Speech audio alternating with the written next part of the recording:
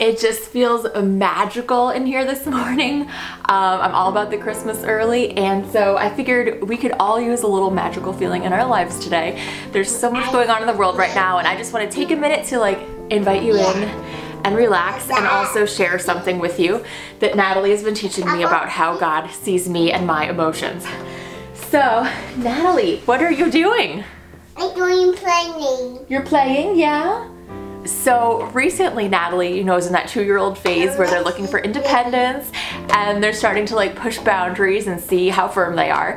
And so we've had some hilarious stories. One of our rules is that if we're playing with Play-Doh, for example, we cannot eat the Play-Doh or we have to put it away, right?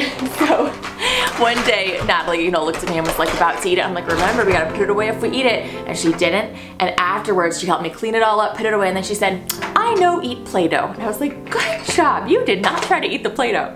But then sometimes we have days when it's like, she tries to eat it and we have to put it away and it's like, bah! And then we go to play with markers and it's like, if you color on the furniture or the walls, we have to put them away. So she goes to color on the walls, so we have to put the markers away. And just loses it, right? There's some days like that. And the thing that I love is that Natalie will then look at me and she'll be, you know, crying, and she'll just say, why is Natalie crying? And I'll say, why is Natalie crying? She'll go, Natalie is sad because mommy said, no, no, no, Natalie. And I love that she comes and tells me that. Not only is it the cutest and most hysterical thing ever, and not only is she putting her emotions into words, which is huge and something that I think a lot of us women are told we can't do, or we don't know how to do, but she's sharing it with me. She's not like running and hiding. She's not like, you know, in shame. She just wants to share that with me, how she's feeling and why. And it's just brought a new perspective on my relationship with God too, and how much I really believe God wants to share all of that with us. Like our emotions, like, God, I'm feeling sad because I feel like you said no to me, or God, I'm feeling angry right now because of this, or God, I'm feeling like really excited right now because of this. And I feel like sometimes we keep God relegated to this box of like all this stuff that's just religious, right? All the spiritual stuff. And that's the quiet time we have. Our quiet time is like, I'm with God and I'm thinking about only Him for half an hour, nothing else, right? But I really think God wants us to come and just invite Him into our lives and just share each moment with Him, each emotion, instead of feeling like, well, this emotion is bad, so I can't share that. Instead, just climbing up on His lap like Natalie does with me and saying, do you know why I'm crying right now? Because you said no and I'm sad. Like, how beautiful of a relationship is that?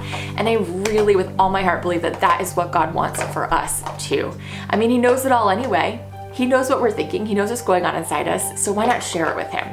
That builds that sense of closeness with God. And I don't know, I think sometimes growing up in church, especially if you grew up in like a conservative Christian church like I did, there's this idea, again, that certain emotions like anger are wrong, or depression, or being anxious, or whatever it is. There's this idea that those things are wrong and we have to hide them.